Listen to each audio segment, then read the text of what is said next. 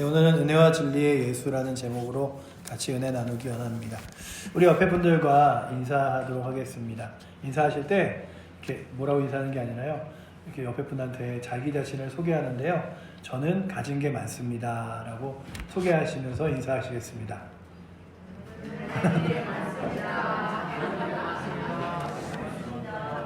네, 무엇을 많이 가지고 계신가요? 며칠 전에 집에 저희 딸이 이렇게 있는데 뭐 아빠가 뭐 해줄까? 뭐 먹을 거 먹을래? 그랬더니 아니 나 뭐 라면도 있고 먹을 게 너무 많아. 그리고 많이 먹었어. 괜찮아? 이러는 거예요.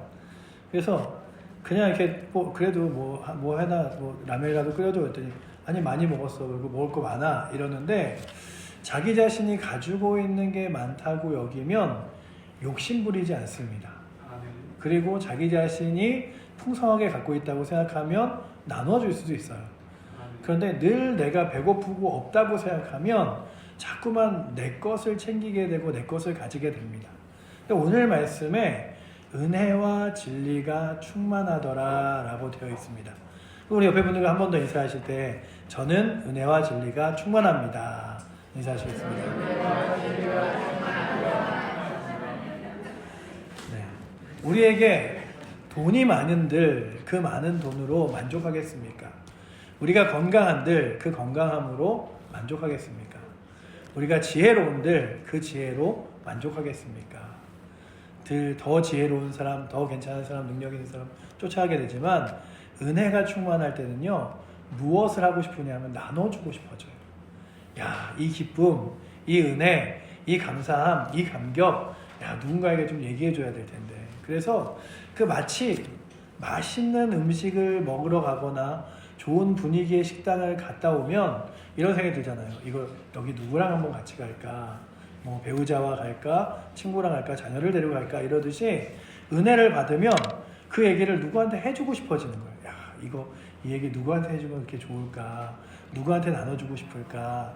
뭐 이런 마음들이 들듯이 우리가 예수 그리스도를 만나기 시작하면 그 안에서 두 가지를 누릴 수 있는데 한 가지는 은혜이고 한 가지는 진리입니다. 이 은혜라는 것은 뭐냐면 내가 얻을 수 없는 것을 그리고 내가 가질 수 없는 것을 하나님께서 내게 충분히 주셨구나라는 사실을 깨닫게 하는 게 은혜예요. 야, 나 같은 사람에게 하나님 나라를, 나 같은 사람에게 하나님 말씀을, 나 같은 사람에게 평안함을 주시는구나 라고 하며 내가 얻을 수 없는 것을 얻는 게 은혜죠. 가끔은 저희 첫째 아들이 이렇게 그냥 잘 고마움을 표현해요. 둘째는 좀 안 그런데 둘째는 안 그러면서 늘 그래요. 난 아빠 닮아서 그래. 뭐 이러는데 첫째는 굉장히 고마움을 잘 표현해요. 지금 있는 방에 침대에 누우면 불 끄는 데까지가 너무 멀리 걸려서 이렇게 리모컨으로 불 끄는 거를 인터넷에 구매해갖고 준 다음에 야 이거 써봐 그랬더니 어제는 뭐 막 게임을 하는지 막 불편해서 별로 그 얘기를 안 하다가 저녁에 그걸 한번 탁 보는데 아빠 너무 고마워 이거 있으니까 너무 좋은 것 같아 막 이러는 거예요. 그런데 저희 아들이 참 잘하는 것 중에 하나가 아유 내가 뭘 잘했다고 이런 걸 해줘요 막 이런 얘기를 잘해요. 그런데 그 얘기를 들을 때마다 이런 생각이 듭니다. 아니 내가 하나님 앞에 뭘 했다고 나에게 이런 은혜를 주시나, 내가 하나님 앞에 얼마나 했다고 이런 기쁨을 주시나, 뭐 이런 것들 있잖아요. 우리가 찬양을 할 때, 예배를 드릴 때, 기도를 할 때, 특별히 내 앞에 문제가 생겨서 구할 때마다 아니 하나님이 나한테 뭐가 부족하다고 내가 구하고 찾는 것을 그렇게 열심히 주시기로 작정하시지. 그래서 구하는 이마다 얻을 것이요 두드리는 이마다 열릴 것이요 찾는 이마다 찾을 것이라고 말씀하시면서 내가 그렇게 해주겠다, 걱정하지 마라, 두려워하지 마라 말씀하시는데 여러분들에게도 분명한 건 하나님께서 여러분들의 자격, 여러분들의 조건, 여러분들의 상황보다 더 크게 여러분들의 기도를, 여러분들의 구함을 응답하여 주십니다. 그게 믿음이죠. 하나님이 나에게 내가 하나님 앞에 드릴 수 있는 것보다 주시는 게 많고 내가 하나님 앞에 갚을 수 있는 것보다 더 많은 것들을 채워주시는구나 라고 하는 게 은혜예요. 그 은혜로서 제가 늘 기억하는 성경의 인물 중에 가장 놀라운 인물 중에 하나는 수가성 우물가의 여인입니다. 그 소가서 우물가의 여인은 가장 더운 시간, 사람이 다니지 않는 시간. 지금도 이스라엘에 가면요, 저희 이제 요즘에 저희 나라는 브레이크 타임이 생겼잖아요, 식당들이. 그 이유가 일하는 사람들의 시간대를 다 줄 수 없어서 브레이크 타임을 갔는데, 이스라엘 이런 데는 날씨가 너무 덥기 때문에 정오에는 사람이 거의 안 다녀요. 그렇기 때문에 정오에 문을 열어두는 게 의미가 없어서 문을 닫아놓고 대부분 낮잠 시간을 갖습니다. 그러니 많은 사람들이 가장 더운 날씨에 잠들어 있는 시간에 어느 누구도 보지 않을 때 물을 기르러 온 그 여인에게 예수님께서 말을 거시죠. 그리고 너의 남편이 누구냐라고 물어보실 때 그 여인이 자기는 남편이 없다고 이야기합니다. 그리고 그 여인에게 그 여인의 결혼했던 과거와 그 여인이 지금 함께 사는 사람이 남편이 아님을 말해주면서 예수님께서 무엇을 말하냐 하면, 목마르거든 내게로 와서 생수를 마셔라 라고 말씀하시며, 사람에게 얻을 수 없는 만족, 사람에게 얻을 수 없는 기쁨을 내가 너에게 줄 테니 사람 따라다니지 말고 나에게 와서 기쁨과 만족을 누려라 라고 얘기하십니다. 그럼 그 여인이 그냥 목말라서 물을 떠러 왔지만 그 영혼의 목마름을 늘 가지고 있었어요. 그러니까 물을 마셔도 그의 마음속에 목마름은 시원해지지만 마음의 목마름은 해결되지 않는 거였죠. 그런데 예수 그리스도를 만나고 나서 그의 마음에 목마름이 딱 해결되자마자 그가 뒤바뀌기 시작한 게 뭐냐 하면, 사마리아 성에 들어가 사람들에게 내가 성경에서 말하는 메시아 예수님을 만났다라고 사람들에게 자랑하며 고백해서, 아니 사람들이 있는 데는 나오지도 않던 여인이 이렇게 우리들에게 예수님을 만났다고, 메시아를 만났다고 말한다고. 그래서 사마리아 사람들이 다 우르르 나와요. 그래서 사마리아 사람들에게 예수님이 말씀을 전하시고 하루를 주무시며 거기서 시간을 보내시는데, 그걸 보면서 느끼는 게, 목마른 사람도 예수님을 만나면 그 목마름을 해결하여 누군가에게 자랑하고 말하고 싶구나. 그렇다면 오늘도 우리 칠보제일교회 모든 성도님들이 많이 은혜 받으셔서 그 받은 은혜를 나머지 다른 이들에게, 주변 사람들에게 전하고 싶은 기쁨과 열정이 넘치시기를 축원합니다. 그냥 그런 거예요. 내가 예수님 만났더니 너무 행복하더라. 이 찬양 하나 불렀더니 너무 기쁘더라. 그렇잖아요. 우리가 찬양 한 곡을 들어도 그 찬양이 너무 좋으면 카톡으로 보내주면서 이거 들어봐, 이거 너무 좋아, 이 찬양으로 내가 많이 위로받았어, 우리 교회도 이런 찬양 부르면 좋겠는데, 이런 마음이 드는 건 함께 나누고 싶어지기 때문이죠. 그게 은혜 받은 사람들의 모습입니다. 그러고 또한 은혜와 함께 예수님께서 주시는 게 뭐냐면 진리예요. 이 진리는요, 도대체 우리가 살아가다 보면 무엇이 정답인지를 알 수 없은 채 혼란스럽게 살아갑니다. 종교도 마찬가지고요, 삶의 도덕도 마찬가지고요. 도대체 무엇이 정답이라고 말하는지 몰라.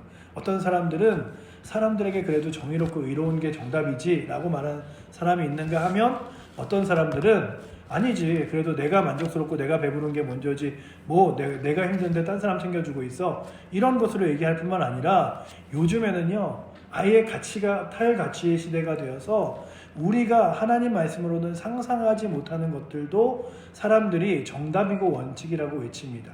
그래서 사람들이 남자와 남자가 서로 사랑하는 것도, 여자와 여자가 서로 사랑하는 것도 괜찮다고 말하죠. 제가 며칠 전에 제 처한테도 얘기를 한번 했는데, 어떻게 TV를 돌리다가 유튜브에 모텔업을 하는 사람이 크리스마스는 모텔이 돈을 더 많이 벌까? 이런 질문의 대답으로 조금 더 번다, 이런 얘기 저런 얘기를 하는데, 거기에 이런 대답이 나왔어요.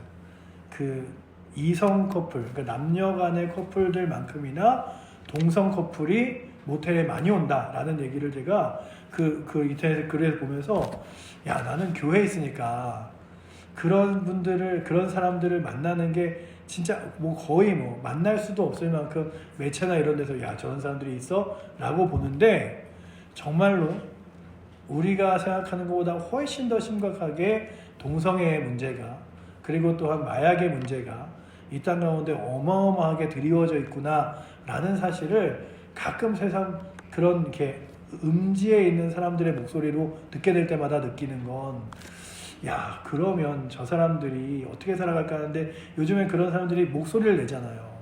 남자와 남자가, 여자와 여자가 결혼하는 것도 사랑하는 것도 인정해줘라. 그런데 그들에게는 그게 옳은 일 같아요.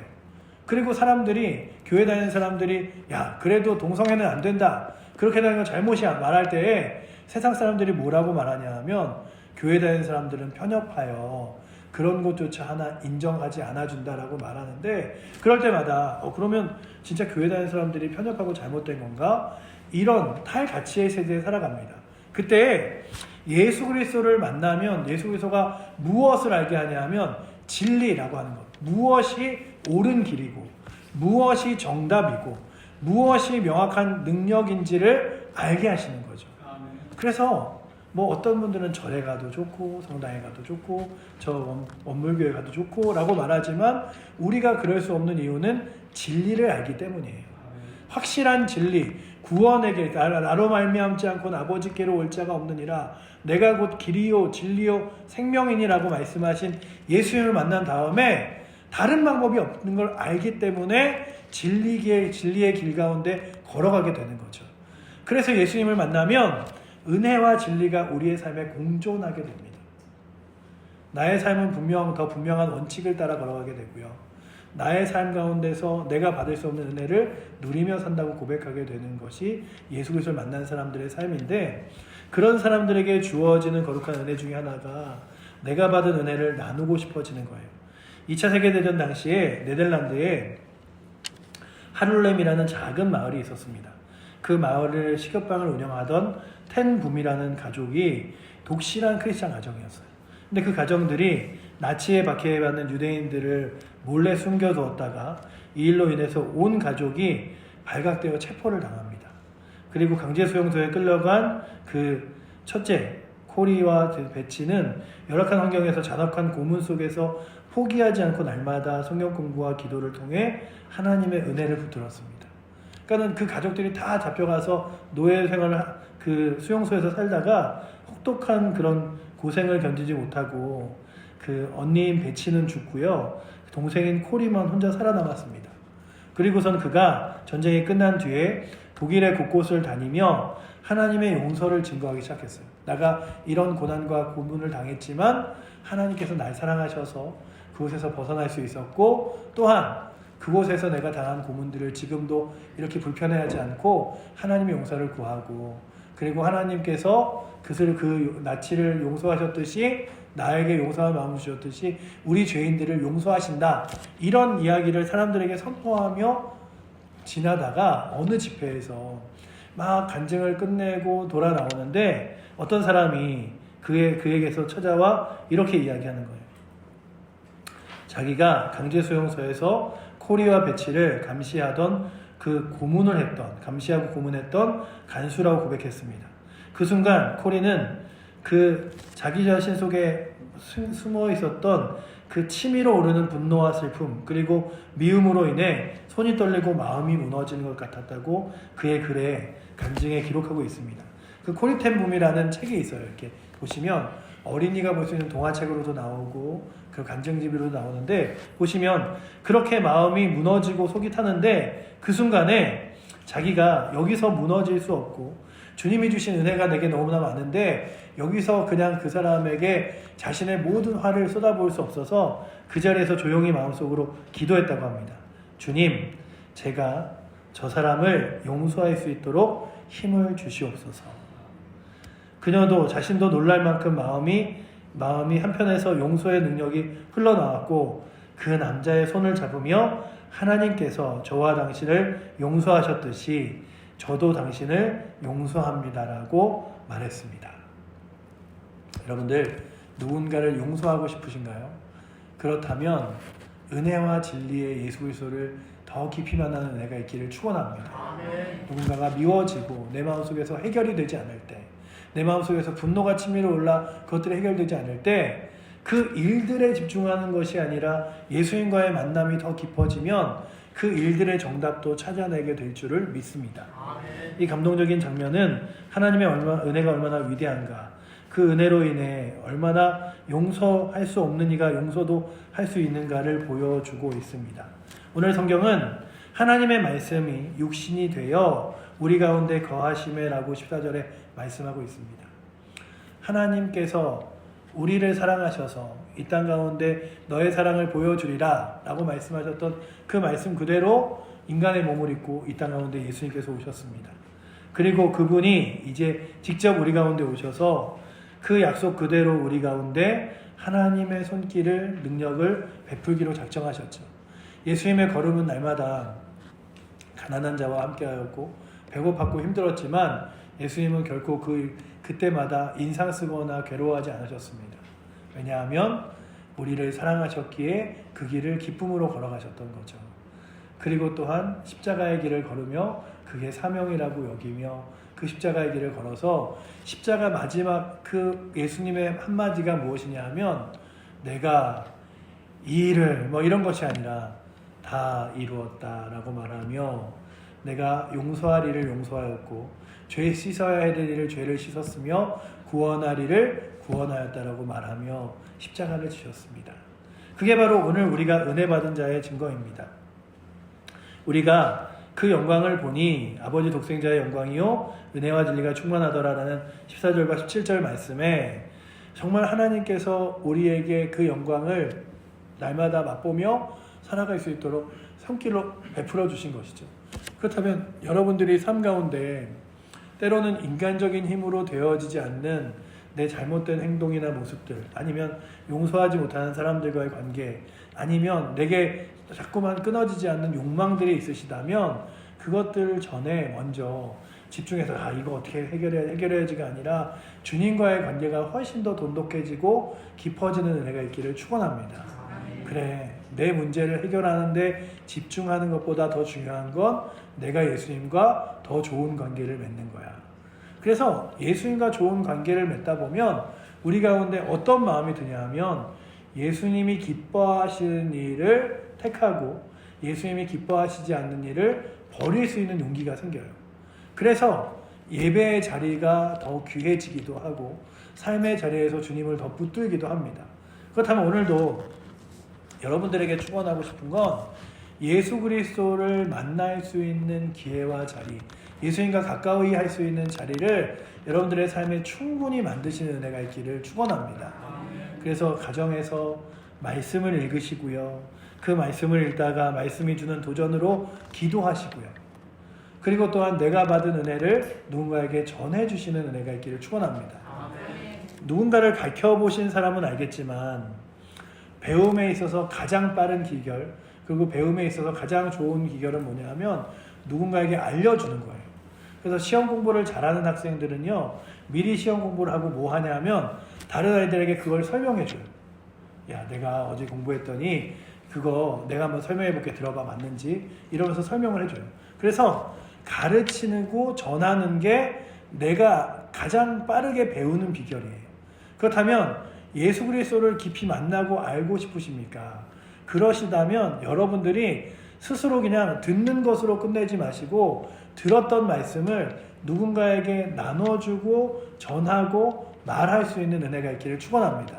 이렇게 말씀 들으시고 그게 너무 좋으면 막 이렇게 집에서 자녀라도 아니면 남편이라도 아내라도 이렇게 해놓고 들어봐, 내가 오늘 들은 말씀이 맞는지. 그래서 막 얘기를 해주는 거예요. 그러면 내 안에서 말하면서 잘 정리가 돼요. 그런데 그런 말이 아니면 우리 가운데 늘 그냥 힘겹고 어렵고 고민스러운 얘기들이 자꾸만 우리 안에 일어나게 됩니다. 그러니 내가 받은 은혜를요, 내 안에서 잘 정리하신 다음에 누군가에게 잘 전해줘야겠다라고 마음먹고 전할 수 있는 은혜도 있기를 축원합니다. 그렇게 우리가 날마다 하나님 말씀을 따라 살아가다 보면 우리가 은혜로 인하여 점점 가까워지는 게 진리의 길에 가까워지는 거예요. 아, 내가 은혜 받았더니 자꾸만 내 삶이 하나님의 말씀과 가까워지고 있구나. 내가 은혜 받았더니 정말로 가까이 하나님의 뜻과 가까워지고 있구나. 제가 예전에 같이 살거던 여자 전도사님이 남편이 그 예수 믿는 것, 교회 다니는 것을 굉장히 핍박하시던 분이었어요. 처음에는 그냥 집에서 너무 이렇게 가정은 힘들고 남편과의 관계는 안 좋아지고 이러니까 어떻게 할까 하다가 주변의 이웃 중에 하나가 교회를 한번 가보자는 권면에 교회를 다니기 시작했다고 합니다. 그리고 남편이 교회 다니는 걸 별로 안 좋아해서 주말에 친구들과 약속을 잡고 나가면 그때 시간을 봐서 교회를 가고 그랬는데 자꾸만 주일날 예배를 드리고 교회를 가다 보니까 교회에서 이렇게 주보를 보면 예배 안내 이런 거 있잖아요. 저희도 예배 시간 안내가 있잖아요. 보면서 뭐 수요일날도 예배가 있네. 뭐 이 예배는 교회 오래 다니는 사람만 나오는 건가? 그래서 교회 집사님한테 물어봤대요. 이 수요일은 누가 나오는 거예요? 그랬더니 아무나 나오면 돼요. 그냥 시간 되시면 나오세요. 그래서 저도 그러면 교회 처음 나왔는데 나와도 되나요? 그래갖고 허락받고 나와야 되는 줄 알고 물어봤는데 나와도 된다 그래서 수요예배를 나왔다고 합니다. 그래서 수요예배를 나와서 또 말씀을 듣다 보니 너무 재밌더래요. 그러니까 재밌는데 또 이렇게 그 주보에 보니까 금요일도 있어서 금요일은 또 누가 나가요? 금요일도 오고 싶은 사람 오면 된다고. 저희는 금요일은 없지만 오면 된다 그래서 또 금요일 저녁에 나왔는데 너무 좋아서 있는데 문제는 뭐냐면 수요일 저녁과 금요일 저녁에 남편이 일찍 돌아온다 그러면 못 가는 거예요. 그래서 이게 수요일 날도 너무 좋고 금요일도 너무 좋은데 이거 뭐 예배 자리에 갈 수가 있어야지. 남편이 요즘 따라 일찍 들어오니 어떡하지? 이러고 있을 때 새벽이 보이더래요. 야, 이 4시 반 5시는 남편이 자고 있을 시간이라 후딱 갔다 오면은 괜찮겠다. 그래서 새벽에 이렇게 조용히 그래서 그 알람도 못 맞추고 그냥 이렇게 기도하고서는 제가 교회를 새벽에 가고 싶은데 좀 깨워주시면 어떨까요, 예수님? 뭐 이렇게 기도했는데 거짓말처럼 막 4시 반 뭐 이런 때문에 눈이 떠지더래요.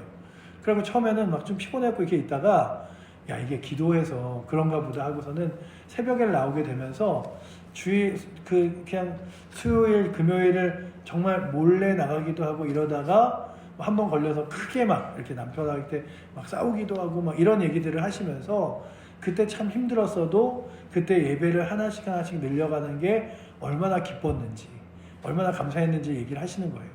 그런데 오늘 우리들에게 있어서 그렇게 말씀의 자리, 예배의 자리를 공식적인 예배의 자리뿐만 아니라 삶에서 조금씩 얻어가게 되면 내가 몰랐던 말씀에 대해서, 내가 기도했던 기도에 대해서 응답을 받으면서 믿음 생활이 신나게 됩니다. 성경이요, 어려우시잖아요, 읽으면. 근데 성경이 어느 순간 이해가 되실 때가 있어요.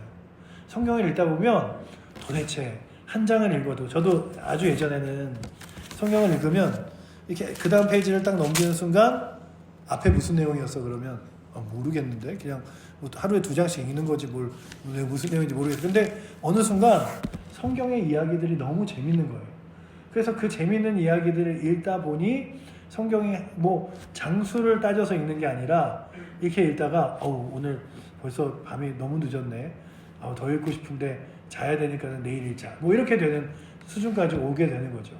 그렇다면 여러분들에게도 날마다 주님 주시는 은혜가 충만하여 예배의 자리도 자꾸 가고 싶어지고 말씀도 자꾸 읽고 싶어지고 기도하여 받은 응답이 많기에 또 기도하고 싶어지는 은혜가 있기를 축원합니다.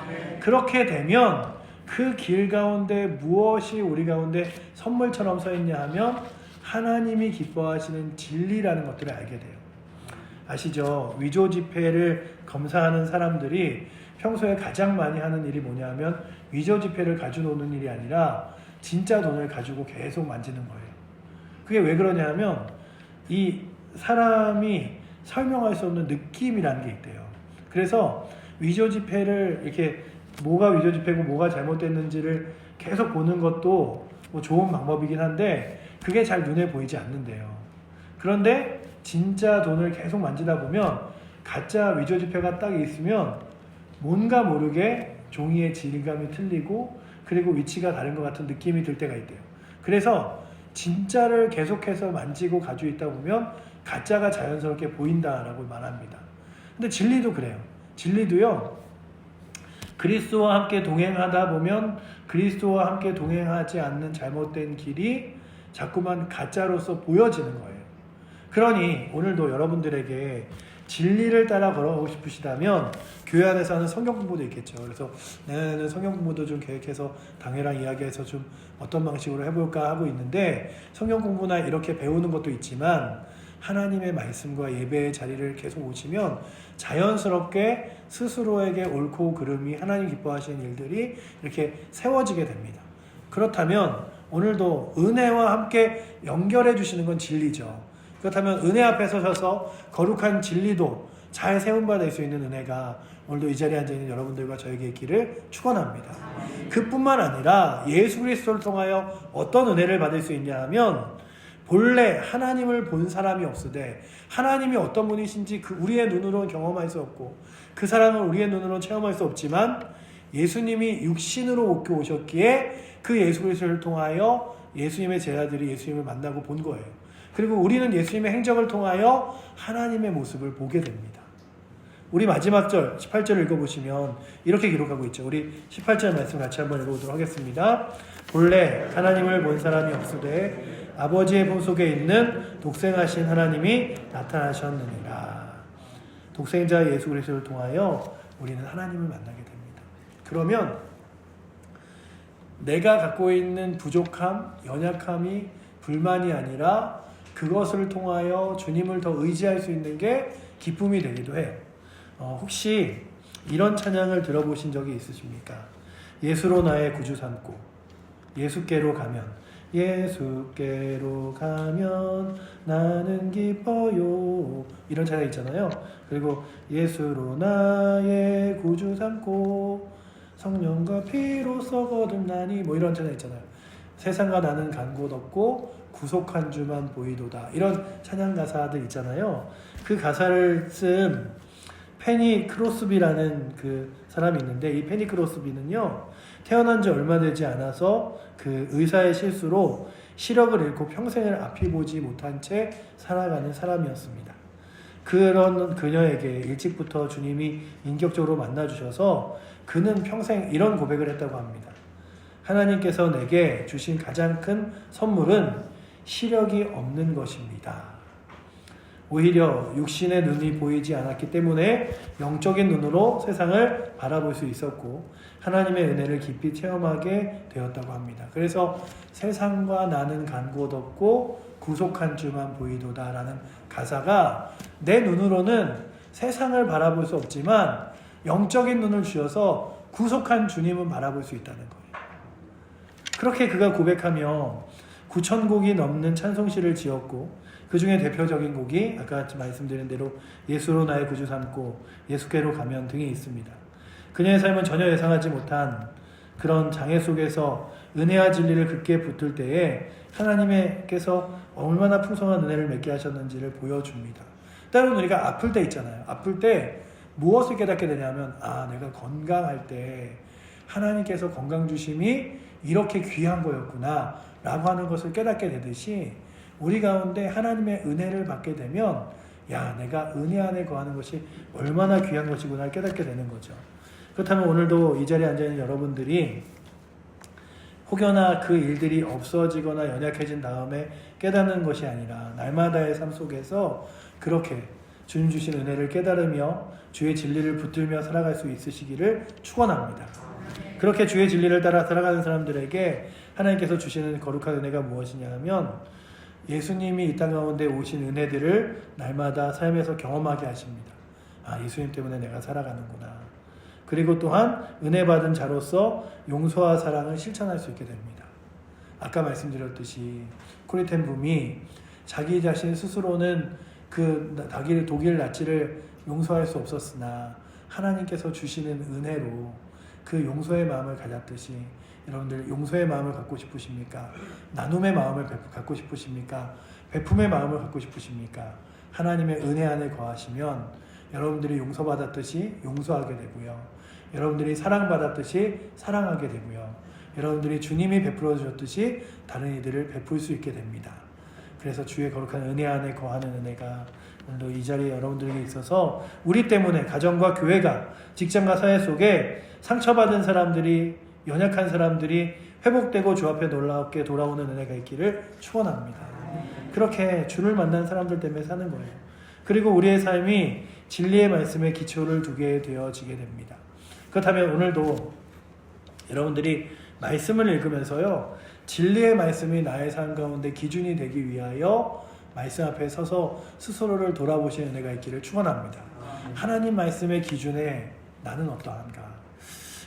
참 존경하는 목사님 중에 사랑의 교회를 섬기셨던 옥하는 목사님이 계시잖아요. 그 옥하는 목사님이 집에서 한번 그 사모님한테 혼난 적이 있으시대요. 뭐 이렇게 뭘 잘못해서 혼난 게 아니라 어느 날 식탁에서 서로 이야기를 하다가 여보, 나는 참 하나님 앞에 부끄러운 사람 같아.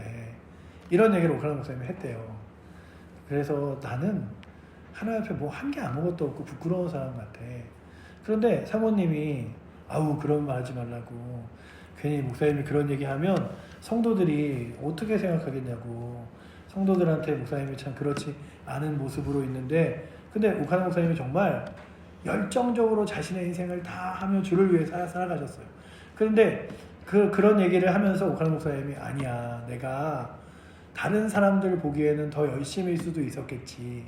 다른 사람들 보기에는 더 뜨겁게 교회를 섬겨서 보일 수도 있었겠지. 근데 성경에 있는 사람들을 기준으로 삼으면, 예수님을 기준으로 삼으면 난 너무 부족한 것 같아. 난 너무 부족한 것 같아. 이런 얘기를 늘 하셨대요. 여러분들, 우리의 기준이요, 이럴 때가 있어요. 아니, 나는 그래도 이만큼이라도 하지. 아니, 근데 저 사람 보니까 저 사람은 뭐 교회도 한 번도 안 나온 것 같은데 저 사람이랑 비교하면 나 이 정도면 믿음 좋은 거 아니야? 이 정도면 그래도 괜찮게 신앙생활 하는 거 아니야? 우리의 기준이요, 말씀과 멀어지고 더 멀어진 사람들과 기준을 삼으면 괜찮아 보일 수도 있어요. 그런데 우리 장로교 합동 측이 말하는, 그래서 그 칼빈주의, 뭐 루터와 칼빈이 말하는 이런 종교개혁이 뭐냐면요, 슬로건이 그거였어요. 개혁주의라는 건데요. 이게 뭐냐면 하나님 말씀 앞으로 날마다 돌아가자라고 하는 거예요. 그러니까 나의 삶이 세상의 기준으로 보기에 잘 사는 사람, 괜찮은 사람, 믿음 있는 사람, 믿음 없는 사람이 아니라 하나님 말씀의 기준을 따라 살아가자. 그래서요, 교회가 부흥하기는 시절, 하나님의 말씀이 왕성한 시절에는요, 점점 무엇이 기준이냐면 하나님의 말씀이 기준이 되는 거예요. 내 삶도 은혜 받기 시작하고 주의 말씀 가운데 충만해지면 기준이 뭐가 되냐면 하나님 말씀이 돼요. 야, 하나님 말씀의 기준 삼아 봤더니 내가 부족하구나. 내가 연약하구나. 그런데 자꾸만 그렇지 않으면 뭐가 보이게 되냐 하면, 아유, 나는 그래도 이만큼이라도 하지. 그렇지 않은 사람들도 있는데 왜 나한테 그래? 이렇게 되는 거예요. 그렇다면 오늘도 진리의 은혜 안에 거하셔서 하나님 말씀이 기준이 되어 그 말씀을 따라 살아가고 싶은 열망과 은혜가 여러분들에게 있기를 축원합니다. 야, 주의 말씀을 따라 살아가고 싶다. 하나님 기뻐하시는 기준으로 나의 삶을 맞추고 싶다. 그러다 보면 자꾸만 그렇게 나의 삶이 맞춰지는 거예요. 그런데 그 기준이 넓어지기 시작하면 자꾸만 아유, 내가 이 정도면 잘하는 거지 라고 하는 거죠. 그렇다면 오늘도 하나님의 은혜 안에서, 하나님의 은혜의 기준은 넓습니다. 그래서 우리는 죄인인 것 같지만 우리를 구원하셨듯이 그렇게 구원받은 사람들의 진리의 기준은 더 좁아져서 하나님 말씀을 따라, 은혜를 따라 걸어갈 수 있는 걸음의 기준이 여러분들이 되기를 축원합니다. 하루를 살아도, 하루를 지내도 하나님이 무엇을 기뻐하실까를 바라보고 하나님이 무엇을 원하실까를 따라 걸어가서 정말로 나를 사랑하시는 주님이 나의 삶을 보면서 기뻐하셨으면 좋겠다. 내가 주님의 기쁨, 그래서 우리 이런 찬양하잖아요. 나 주님의 기쁨 되기 원하네. 내가 원하는 한 가지 주님의 기쁨 되는 것. 여러분들 오늘도 이 자리에 앉아있는 사랑하는 성도님들이 주님의 거룩한 기쁨이 되어 주님이 기뻐하신다는 것 때문에 더 기뻐할 수 있는 은혜가 오늘도 이 자리에 앉아있는 은혜와 진리의 예수님 앞에 서는 여러분들 되시기를 축원합니다. 기도하겠습니다. 사랑의 하나님, 감사합니다. 오늘도 우리가 말씀을 보며 하나님의 거룩한 은혜와 진리를 다시금 돌아봅니다. 은혜가 아니면 우리가 하나님의 자녀가 될 수 없고 진리가 있기 때문에 거룩한 기준을 세우고 살아갈 수 있음을 바라봅니다. 아버지 하나님, 우리를 은혜로 구원하셨으니 이제 진리 앞에서 거룩하게 살아갈 수 있도록 그 열심과 결심도 허락하여 주시옵소서. 이 한 주간도 그렇게 살아내어지길 원하며 우리를 사랑하시는 예수 그리스도 이름으로 기도드립니다. 아멘.